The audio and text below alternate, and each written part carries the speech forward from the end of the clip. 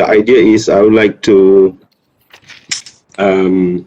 encourage my students to share their experiences so that perhaps their experience in doing things that they're doing would also benefit the others, whether my students or not my students.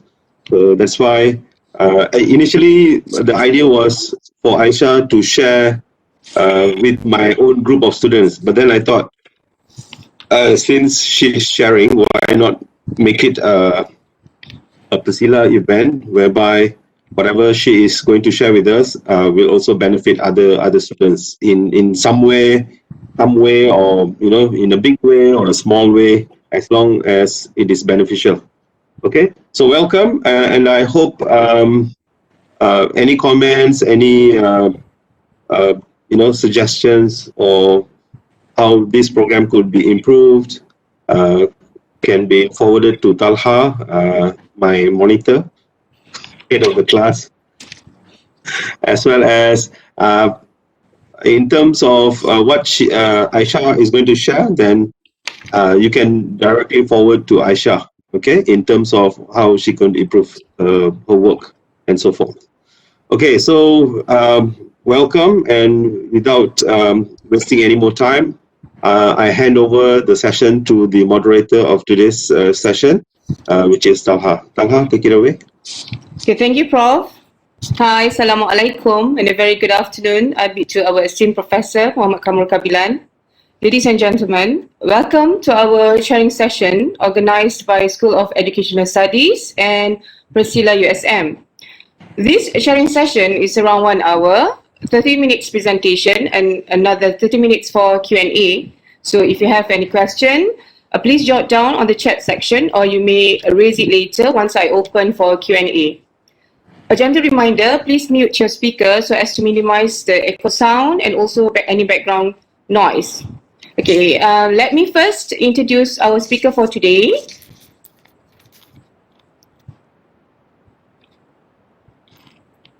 Puan Aisha binti Muhammad Hamdan, who is going to deliver a talk entitled Postgraduate Dawn of a New Journey. Okay, I'm going to share something.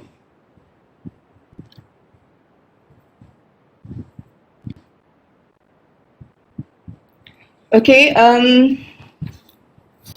Puan Aisha is indeed a credible teacher who is a master teacher in a school and currently teaching English language at SMK Raja Permaisuri Bainun in Ipoh, Perak, or as Raja Permaisuri Bainun Secondary School. She is also a CEFR Master Trainer and observer. Throughout a teaching career, she has gained many success, such as top 30 list in 21st Century Learning Teachers Campaign, or Guru Adiwira in Malay. She has been selected as Ministry of Education Edufluencer and Speaker, Project Director to the much acclaimed musical theatre Sing to the Dawn, the musical. She was also the second runner-up national level public speaking competition in 2019, and last but not least, she bagged the Gold Award for Basil Wijaya 2018 Malta International Conference. So without further ado, I would like to invite Puan Aisha to begin her sharing. Please welcome.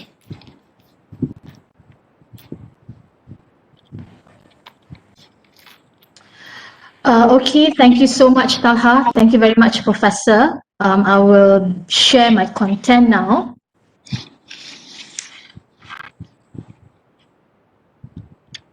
Okay, Talha is clear, yeah? Yes. All right. Okay, Assalamualaikum, and a very good afternoon, everyone, to my esteemed professor and also, ladies and gentlemen, members of the virtual room. It is indeed a great honor for me to be given this opportunity to do a little bit of sharing to all of you on my own journey, my postgraduate journey, which actually just started. Okay, so I hope that whatever sharing I'm giving today and my stories are able to inspire us, myself, of course, and others. And also, I'm very open to your suggestions, okay, and your recommendations, so that we can do this together. And as the title of the sharing suggests, yeah, postgraduate dawn of a new journey. So definitely it shows us that I am at the early juncture of my studies. And I think that, however, I think this is relevant to many of us because sometimes at a certain point of doing our postgraduate study, we may, face problems, come across obstacles, and therefore this could be a reminder on how we started and give us the motivation to keep forward, right? That's how I think I would look at it that way.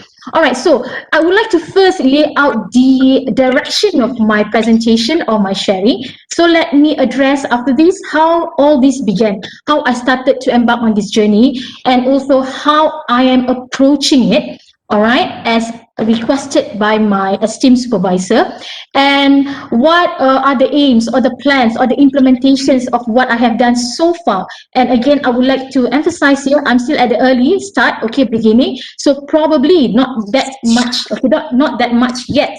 However, I think it may help some who are maybe in the same boat with me or those who are about to start.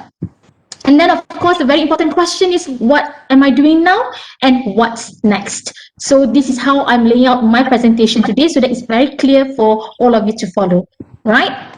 So let's go back to how it all started, how it all began, ladies and gentlemen, right?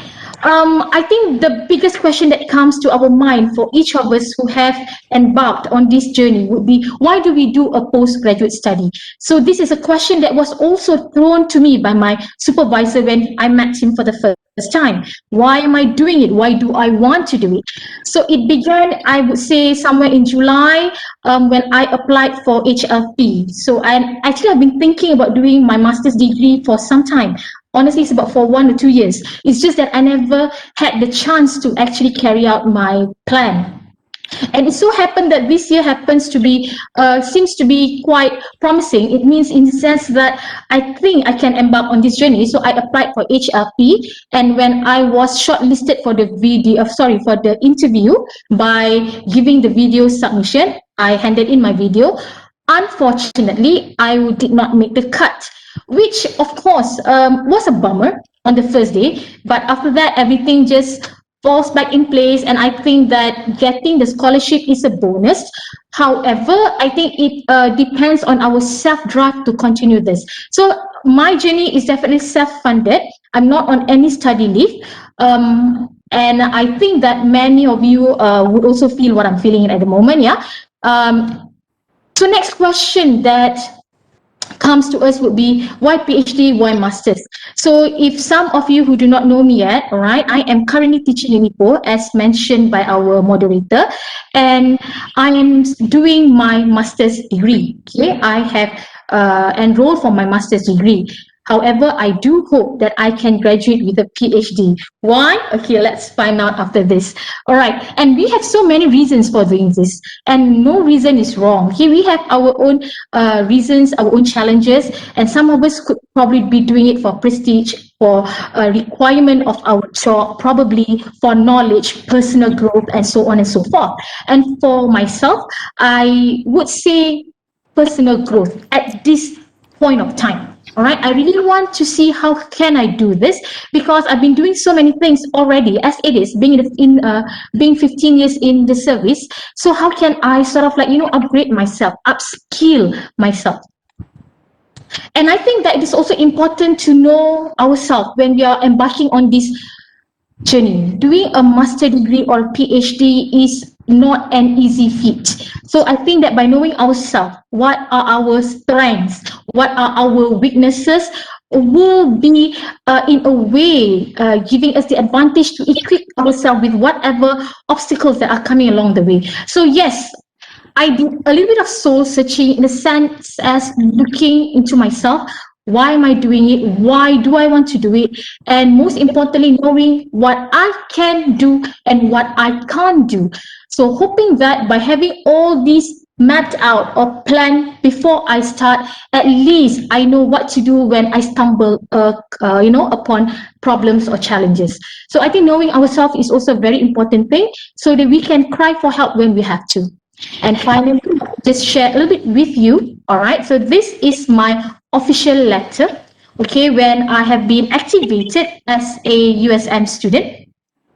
If you see the commencement date, again, some of you are smiling. Okay, so why am I giving a sharing now, apart from request or requirement by my professor? How I'm still new, probably at an infancy stage, but I think my drive, okay, hopefully is beyond infancy stage. So I officially registered on the 16th October, and today is 19 November, so it's not even a month yet. And my official commencement date is 1st November 2020. However, right, ladies and gentlemen, my friends, I met our professor, our supervisor in September.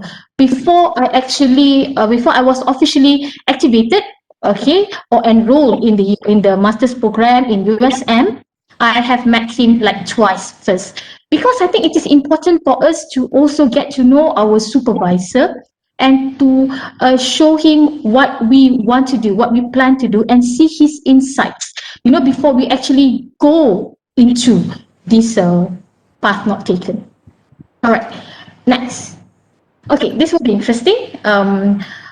First time meeting my supervisor was on the 10th of September 2020. Now, why am I putting this on my sharing? Because I think this is a very significant time of all of us when we first met our supervisor, when we started planning, okay, when we received whatever feedback. Because this feedback, okay, especially upon the first, second, third meeting, probably are among the fundamental ones, yeah, to drive us forward.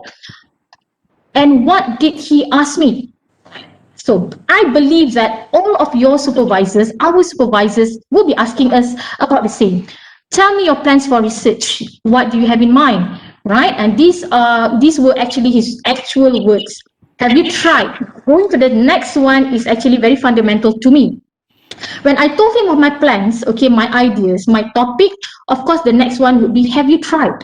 How? What did you do exactly? Give me one example. Okay, I freaked out at that moment because honestly, being a newbie, I have not tried it yet. What I had was ideas. I had pictures in my mind, but definitely not the exact thing. What's going to happen? What am I developing? What am I going to do? So, but these questions are very, I would say, very good, and they build me up in the sense that then I have a path of direction to go forward to. And the next question I was asked, now, are you doing master's or PhD? Because it seems that my topic or my title probably heavier or more than a master's level, but not yet at the PhD level. So as I said just now, I am enrolled in the master's program, but with high hopes that I hope to graduate in PhD with all your prayers and support, of course. And the biggest take-home question or idea of the first meeting with my supervisor was, what is the feasibility of the idea? Meaning to say, when I explained to him some of my ideas, what are my plans, how feasible, is it doable in that sense? It got me thinking a lot, and I know that what I had was just in my mind and I need to act. And I was given the suggestion to carry out a mini research of about 5 weeks, okay? And the best part about our supervisor is definitely we are adult learners, yeah? We don't need to be like told every single thing just like a young child or something.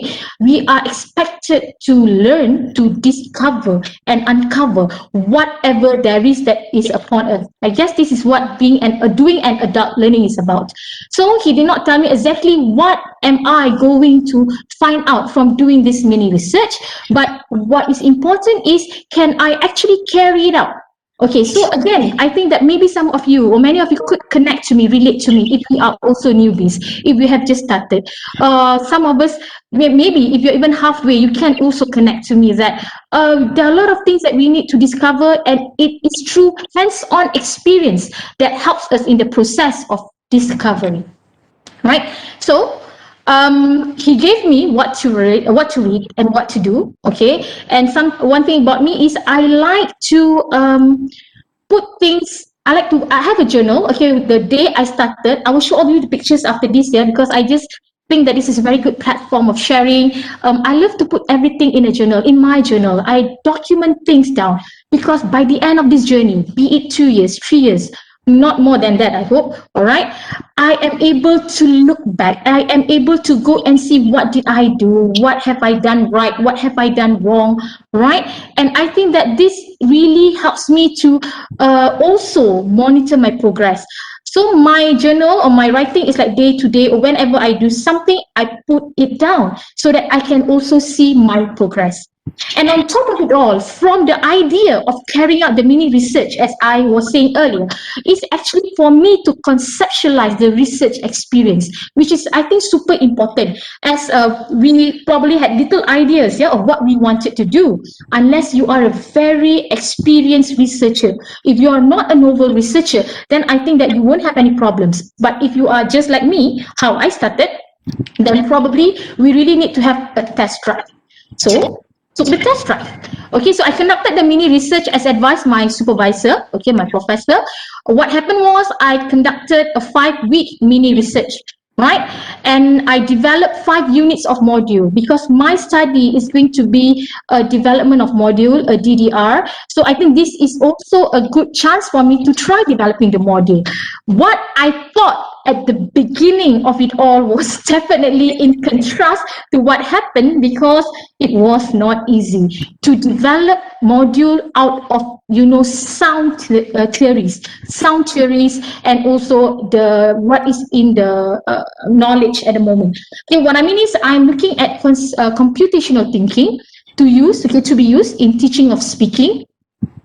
So how am I going to use all the facets of the computational thinking in putting them into my module? So, but I tried, all right, and I was able to carry out all the 5 units, carried out pre-test and post-test, conducted pre and post survey, and I also conducted a mini survey after each lesson. Honestly, at that point, I don't even know what was my finding is going to be like, how the analysis is going to be done, not yet. That is why what I have in mind is just to carry it out, whatever that can be carried out. First, before we sort things out, when we sit down with my supervisor and all, okay, and the test instruments, the pre-post test instruments, I did show my supervisor to get his, I would say, approval, to get his ideas. All right, and here at the bottom, I'm just showing you some pictures of my module, yeah, developed. So for every unit, I actually have 3 tasks, and these are developed over 1 month or so. Okay, what I did was I developed 1, carried out 1, developed 1, carried out 1. I did not wait to develop until all 5 and carried out all of them. And in a way, I find that it's quite good as well, because upon every development of the unit, there was a revision. Okay, we carried out, and I could see that it worked, it did not work. So this is the idea of taking the test drive. Just when you wanted to buy a new car, you want to see whether this works or that doesn't work. How are we supposed to know if we don't do this? And this is not even yet a real pilot test or the real research which I plan to do somewhere next year. Okay, so this helps me in understanding more. Now, what do I learn from the entire mini research? Okay, so probably, hopefully, this can be helpful to many of us. I learned that a well-planned research can lead to successful implementation. Why? Because it gives me a better understanding, what is new, what is relevant, what is feasible. And also, I could see that carrying out a research is easier said than done. There are so many things to plan beforehand. For example, when I discussed with my supervisor, I thought that I wanted to be the researcher come the facilitator to the module. But then he said that it's not really a good idea. You better get someone else to carry out the module instead, which is, of course, I would say a lot of good things would happen from there. There's no biasness, we discussed there a lot of things. So I had to look for teachers who wanted to carry out my little project, right? this was not easy as well, because not everybody believe in what you are doing, number one. Number two, there are a lot of things, little things that you must do before, during and after. So not everybody would also want to commit to it. So I find that these are also some of the challenges, possible challenges that I can face next time when I really carry out my research. I am quite thankful. I'm very blessed. I would say that I find someone, I think she's in the room. I don't know, I haven't seen the name yet, Shafiza. So she's also in our research team. She wants to do it for her students. So she takes it and then she comes to my school, observe how I carry out first. All this, as what I said, the stages, the whole process of carrying out the research is actually far greater than what is the final finding itself. And this is what I learned from my mini little research, okay? Other than that, okay, so this connects to me to the second point when I said that I was able to identify people or the individual who are likely to be working closely with me, okay, to ensure the successful completion of the proposed research. Okay, and the third point is I was also able to see what kind of a timeline I need in the execution of the research. It's like, yeah, okay, there are 3 stages. For example, we know that in schools, I am a teacher, so of course, my field is right into teaching, classroom, pedagogy, methodology. Can this module, I would say, this intervention works in 1 hour? Because we know that the maximum period for every subject in school is 1 hour. So I had to work within that constraint as well, because when we first developed, it was either too lengthy, too short, or something. And is it too difficult, too easy? All these have to be taken into consideration. And yes, it takes time. Yeah? It took a lot of time to look at, to digest, to do, redo, but it's a process. That's why I said the process is far greater, I think, than what happened in the end. And the next one is I was also able to dig deeper into related literature, and therefore when I was carrying out, questions came to myself, questions came to myself. Before this, I was thinking hard about it. Okay, research question. What are the research questions that I want to come up with? But when you actually do a hands-on research, when you actually carry out the project, you could see that the questions are coming to you. You want to see this. These are the problems, the loopholes. So these are the things that I think the benefits of doing hands-on project and all that. As a preliminary, I would say, project for ourselves, for myself. And last but not least, I was able to foresee the difficulties, the challenges, whatever constraints, and hopefully I can try to minimize. That's the word, minimize. I don't think there is any way that as a researcher, as a student, we can actually eliminate all these whatever threats, problems, but at least we can minimize, because we have I would say a prior knowledge towards it before we actually carry it out. Okay. All right, so this is what I learned, okay, from the mini research as I explained earlier. So I have completed that. What am I doing now? What am I doing now? I have already shown my supervisor the findings, all right, and showed him the developed modules. Of course, they are not refined yet. I am still at this very baby stage, but at least it gives me a lot of ideas, some clarity to see where I should move forward to. And what am I doing now? I have not yet presented my prospectus. I thought that would be my next step, but my esteemed professor says that I should be doing a publication. I should be writing for publication, because I have carried out the mini research, the project, and I have the findings and data. And the best part is I am looking at Q1 Journals Corpus Index. Ladies and gentlemen, we all know the level of a Q1. I am no Q1 yet, though I aspire to, but it's like, all right. However, of course, when I started reading all these articles, all in the journal, I went a little bit berserk. It's like, can I ever write this? These questions come to me. I mean, they are so high level in terms of criticality, language, everything. And I'm just like at this very early juncture of whatever that I'm doing. But I think that we have supervisors, and when they are directing us towards whatever we are supposed to be doing, meaning number one, they could have faith in us. Number two, there are reasons beyond. I'm a teacher and an educator myself. I know how in classrooms sometimes we give tougher tasks to our students so that they try harder and they, push towards that direction. So even how difficult it is, Prof, I will do it, okay, with your help, of course. And what I put here, ladies and gentlemen, if you could see here, the one in red, I would say, these are our professor's own words, which he shared in our WhatsApp group. But I think they are so good not to be, if they are not shared on this platform. All right, so why publication? Why look at Q1 journals? Because the quality of research and writing in these journals are very high. Therefore, it will also give us quality input and ideas. Yes, very true. Now that I'm slightly smarter, okay? I remember before I was activated as a USM student, of course, I had no access to all these corpus index, very little, because everything has to be paid, right? Quite a lot, all in US or something, all right? So I was only downloading what I could. And when I do the comparison with these kind of articles and journals, yes, they are great. They are great comparison and we can learn a lot. Maybe at this point, I'm not able to see it yet 100% totally, but slowly, I think probably, right?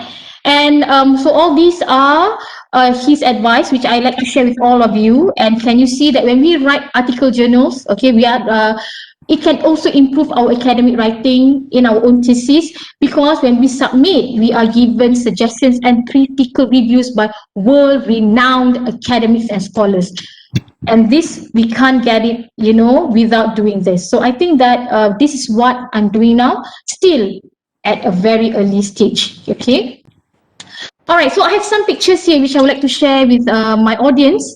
If you see the picture here is my friend Puan Shafiza, who came to my school to see how I conducted the mini research so that she could go back and carry it out with her students. So this is what I said, there are a lot of things that we have to do as well, plan. And I can see, because what we do, what we have is in our mind. All right, our friends or the one who is going to run the project, the research, also have to be at part, have to know what we are thinking or planning. A lot of communication has to go on in there, okay? And when I've done with this, I've documented everything, the materials, the data in a file so that we can see later, and I've shown this to my supervisor as well. And this is my journal that I talk about, all right?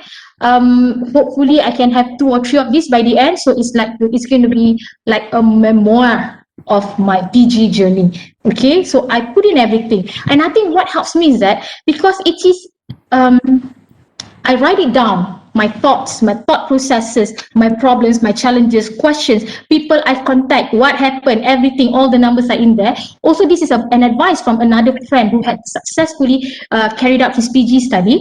I find that I can monitor myself, it's like, oh, my last date of progress or work was, let's say, 3-4 days ago. What have I been doing in these 3-4 days? Let's say nothing's written. So at least I can also monitor my progress. So what's next? What's next? These are my plans. I do not know what my supervisor's plans are. Normally, his plans will supersede mine, right? Of course, I would love to go for prospectus presentation first. However, I think my main concern now is this publication, and this will take me some time, all right? And I aim to complete the module, the whole module development, because my module is based on the Form 4 Full Blast textbook, which has 8 units. Every unit has 2 speaking tasks, so 16. I hope that by end of December, I could complete at least before I go for refinement, okay? Get the module validated as early as 2021. I hope all these are hopes, yeah, ladies and gentlemen.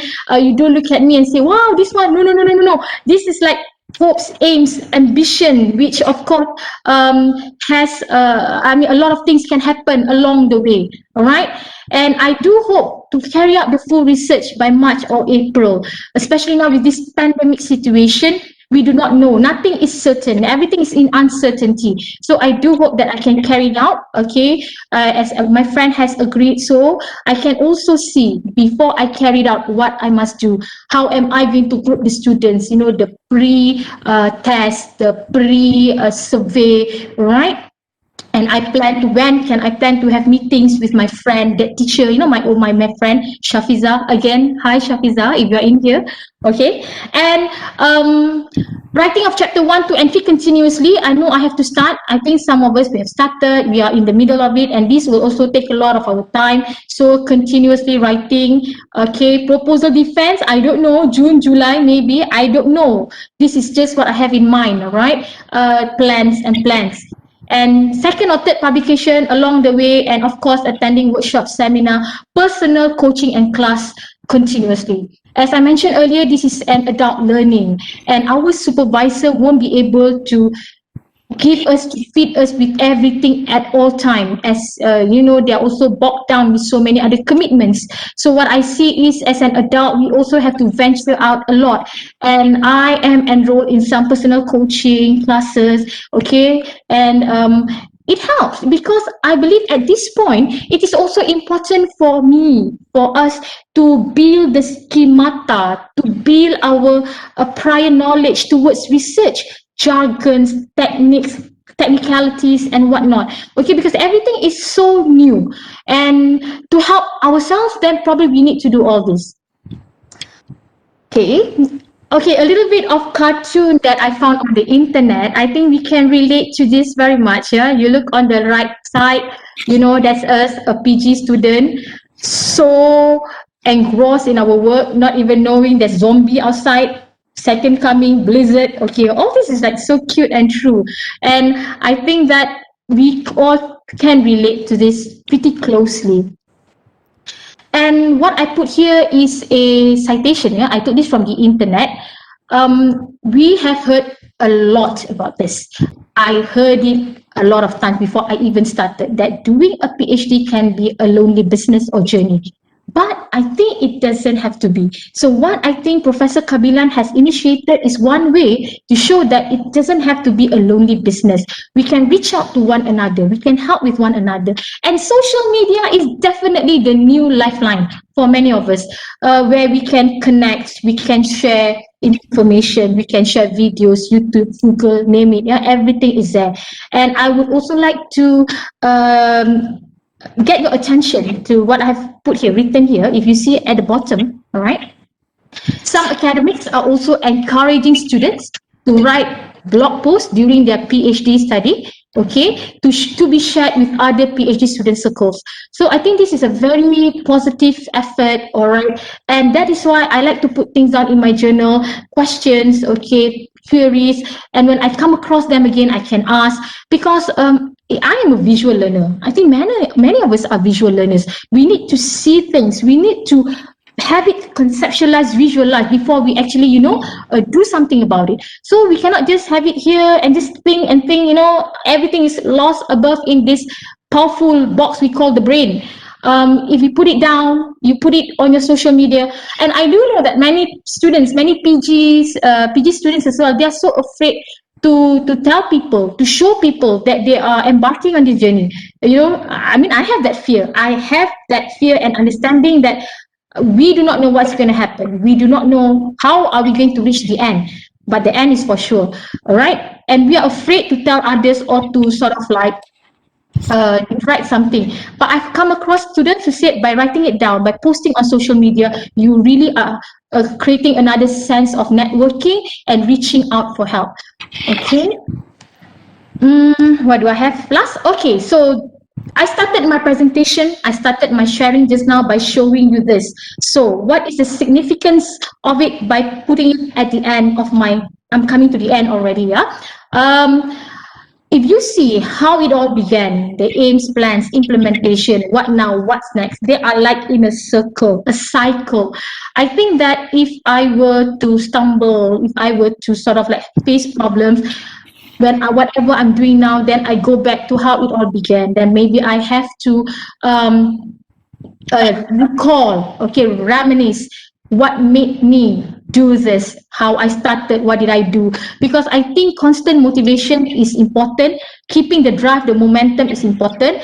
Yes, we can get it from external, no, external, our environment, external factors, but inside ourselves is just as important. And last but not least, very, very last but not least, our interdependency to the one or the Almighty. I believe all of you here have your own religions, your faith, your belief. I think if you hold strong to that, then hopefully with divine intervention, we can do this. All right, we make mistakes, we are all students, but we have to also be quick in actions, be quick in our thinking by getting help where we can, and to be connected with our supervisor so that we reach the end safely, sanely. Those are the aspirations. So with that, ladies and gentlemen, Professor Kabilan, Talha, I'm done. I hope that I have shared whatever there is to be shared. Okay, probably it's nothing much to some, because again, I am at the beginning or at the early juncture of my study. So thank you, God bless, and may the force be with you. Bye. Okay, thank you, Aisha. It is indeed a great presentation, a great sharing. Okay, so any one of you would like to pose any questions to Aisha?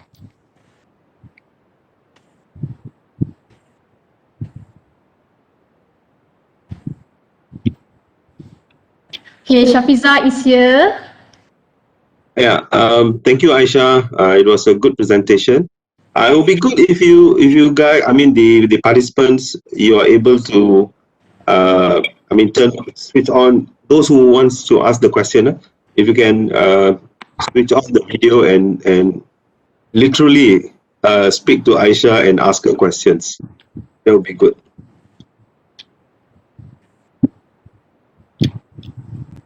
Okay. All right. Anyone?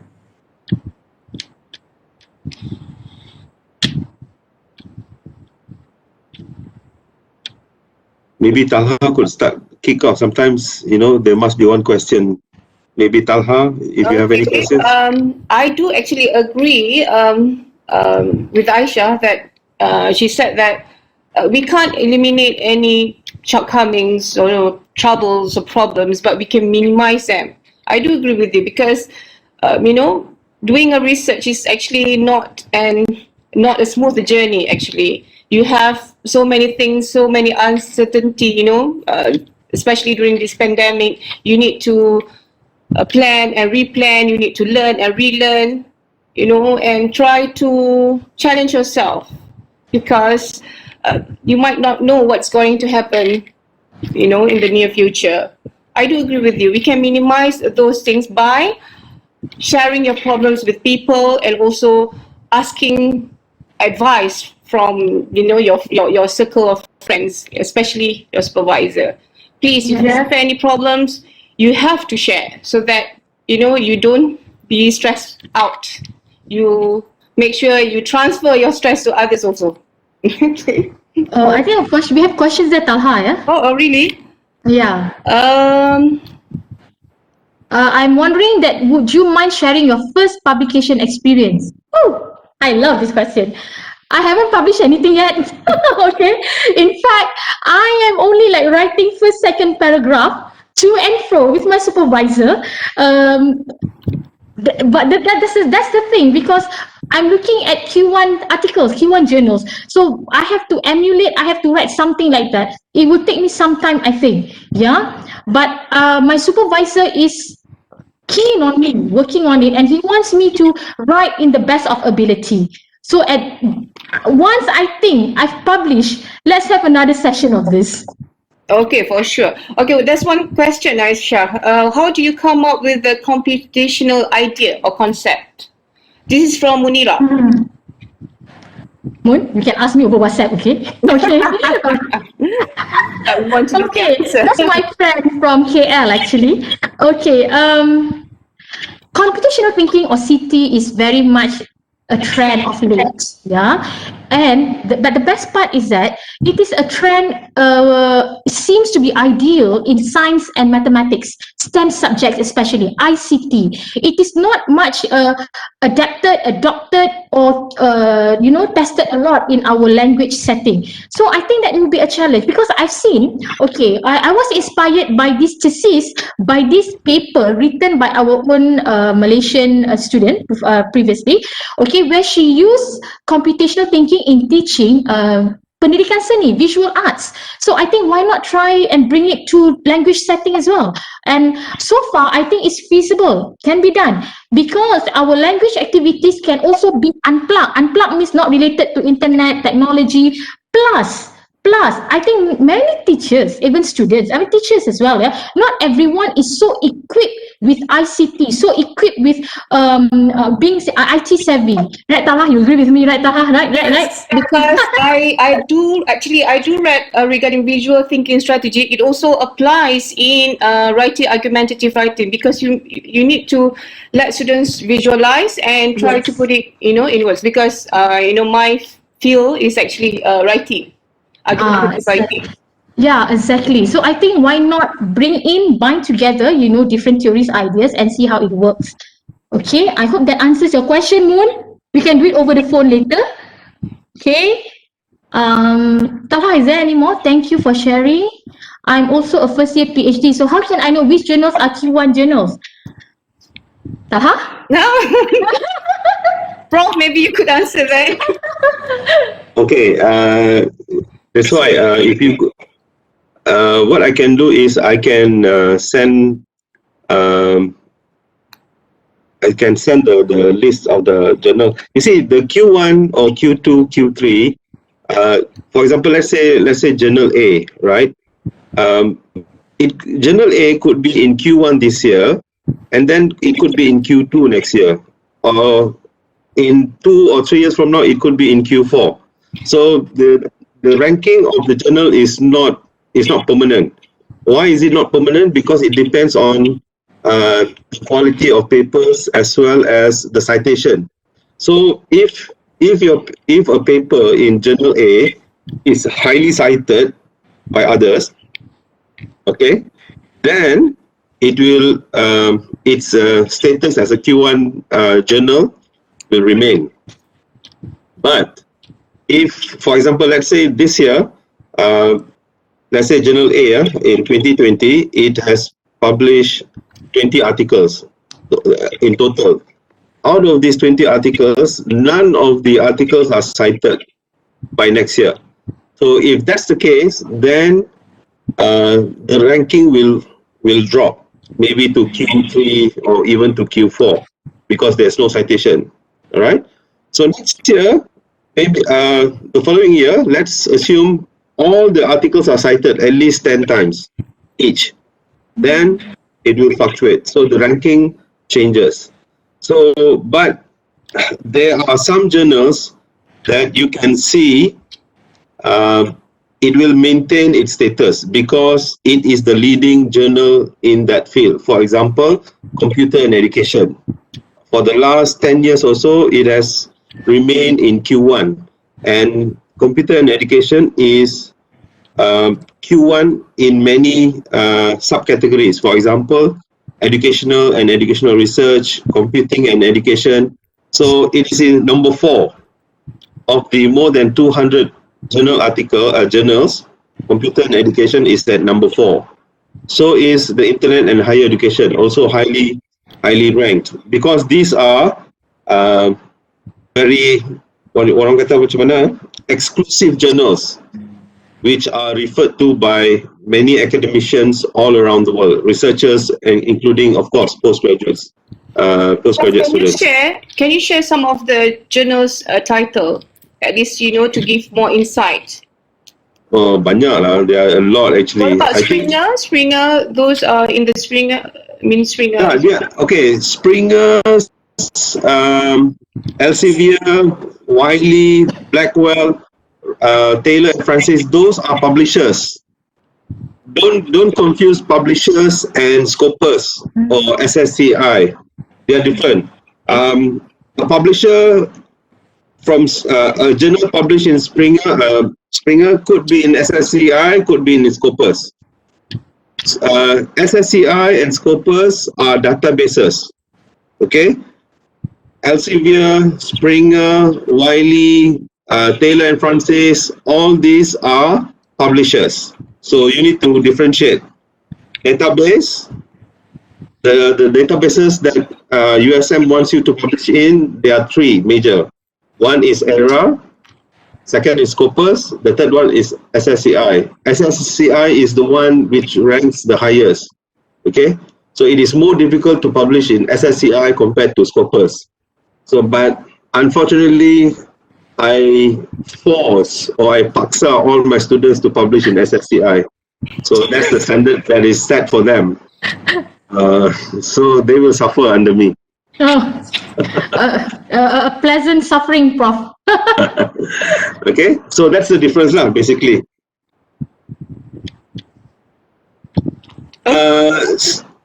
Takat, if you see the chat, Takat has shared with you the list, but the list that is shared by Takat in the chat is for Scopus. It is not for SSCI. For SSCI, you need to go to JCR. Okay, you need to go to JCR. Then you can get the list. If you go to USM library, lib.usm.my, you go there and go to databases. The databases that you should visit is Scopus, and then the other one is JCR. Okay. Okay, all right. Any other questions? Your questions are better directed to the professor, he is there. Anyone else?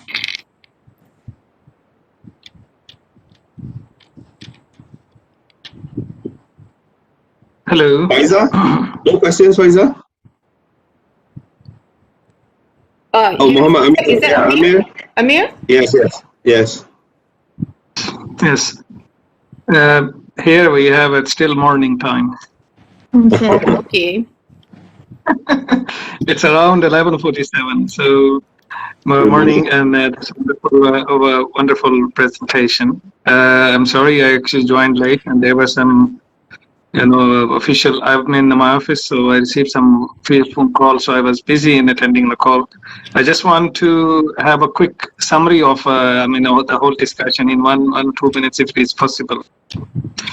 I understand this is a hard journey to start. There are so many, hitches, problems, issues. Okay, but again, what I think myself is the supervisor is the most important person in this journey. Okay, it's like, the father is taking care of the children. He knows which way is good and safe for his children to choose, and what are the things they need to avoid.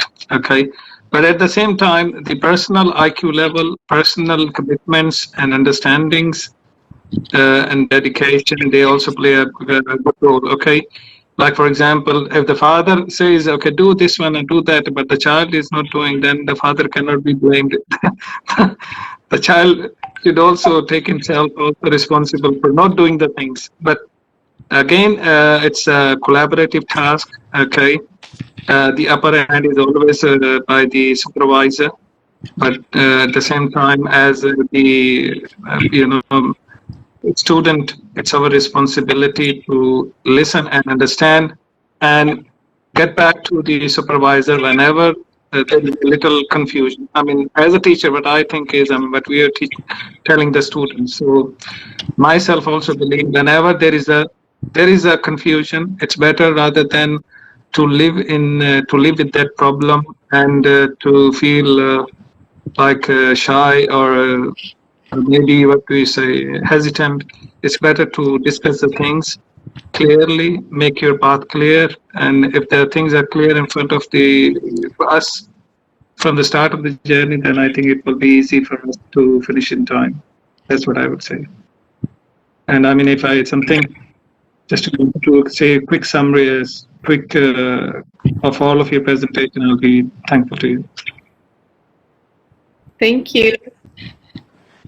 Talha? Yes? I am getting some SMSs. I think I would like to address them. Okay. So some friends are saying that they are now listening to so many new jargons which they can't make head or tail, right? And I think from a newbie like myself, I would say, friends, okay, comrades, take it easy. Yes, upon listening for the first time, it could be overwhelming because we have never done this before. We have not started, right? But I think upon listening and again, you know, being that's why I say it's like building your schemata. It's just like a child. Remember when we have our own children, our babies, we talk to them no matter what. They don't understand us when they were babies. But we kept talking to them. We never stopped just because they don't understand us. And I think over time, then the language, the jargon, the understanding seeps in. Okay, although I'm still very new and I am facing the same problem as well, but I try not to let that problem or that obstacle to be something so fearful, you know, to be feared of so much. And I believe that every one of us, as we progress, we can understand things little by little, as I said as well, but it also requires a lot of actions on our part. If we want to understand things faster, then we have to work faster. We have to ask a lot, read, and direct ourselves to people who may help. I think I addressed that little from some SMSs. Okay, can I add something in that? Sure, Mayor. Okay. Actually, I would make it very simple with a very simple example. The most important, when you are cooking something, the most important thing is the dish. You should cook it well. Okay. The jargons are the decorations. You can do the decoration as much as possible. Okay. If the dish is not sweet, is not delicious, then the dressing is not important. This is a very simple example for jargons. Okay, all right. One more question. If there's no question, then maybe I can do a summary. You can forward the question to Aisha or to myself. If you have no question, then in about 10 seconds from now, then I'll be doing a summary, and then we'll bring the sharing session to an end. Okay, no question. All right. So, my conclusion is this. Well, each of you are different. Each PhD, each master student, you could be coming from the same institution, perhaps from the same school, but your research are different. You are different. The way you think, the way you operate, the way one of the things that you like, everything are different, right? So when Aisha came to me and we had that discussion, and she informed this is what she wanted to do, and yes, please. From a discussion I realized that there are certain things that her ideas are there, but perhaps a hands-on and practical experience would give more meaning to her ideas, right? And then she was also talking about whether PhD, is that something that you brought up or something that I brought up, Aisha? You brought up Prof. Okay. And I thought Aisha was motivated enough, and her research showed some depth. And I said, if you are interested, you can attempt to do a PhD level. That means even though Aisha registers as a master student, but if her work is good enough, it can be upgraded to a PhD, right? But I told her, the thing is, apart from that, apart from doing thesis, she also has to publish, and she has to do other things. So that's why, as part of her work, I'm requesting Aisha to do PhD, to publish, in an effort to obtain a PhD degree. So she has to publish, because without this publication, her application, or there is no evidence to show that she has qualified in terms of research, in terms of attaining that PhD level. So with publication in SSCI Q1 journal, hopefully she would have achieved that status. So that is one of the reasons. So that's why I'm saying each of your journey is different. So depending on what is it that you want to do, so we need to plan. Okay. So so I think that's about it, more or less. And just to reiterate, I started this sharing experience hoping that it will catch on. And I still remember when I was a PhD student myself, the first thing I did was I did a research, not write a proposal, not write a single chapter, because I wasn't sure about my ideas, whether those are doable, applicable, and would reach a PhD level. So what I did was I did a research, collected data, and I published before I started writing my my proposal. And what the experience that I learned is that in the process of me doing that, I also improved my writing in terms of the thesis itself. So publication and thesis, they should help each other, you know. Your publication should contribute to your thesis. How? Because the comments from the reviewers, you can integrate into your research. And then from your PhD, you extract articles from your thesis. So my advice is don't wait too long for your publication, because publication takes time, right? Some publications may take 2 years, 3 years. So if you're thinking, I want to do my proposal first, only then I want to start writing my article, you are wrong. By the time you finish Viva, maybe your article is still being reviewed.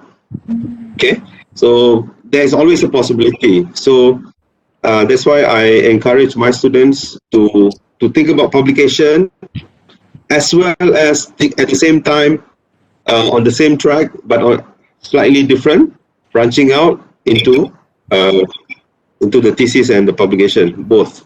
So you're doing publication, thesis, publication, thesis, research, publication, thesis, research, publication, thesis. So that all three of them go hand in hand. Okay. So I think that's all. Thank you very much, and I hope you have learned something. This is the first series from my group of students. So I've actually have lined up a few more, and hopefully you would join us. I think Talha is next. Huh? Talha is next, right? Really tempted to be surprised, Prof. Yes. No, I have about 30 students. All 30 of you are going to do this. It's not only Aisha. It's just that someone has to start. And I thought Aisha is ready, so that's why. So maybe 2 weeks or 3 weeks from now, we'll see Talha. Okay? All right, so that's all. Thank you very much. Aisha, if you're free, I would like to see you maybe 30 minutes from now. Sure. Okay? We can do the video conferencing. Okay, Prof. Okay, all right. Okay, thank you all. Okay, Thank you bye. Assalamualaikum. for attending. Bye. Bye. Thank you.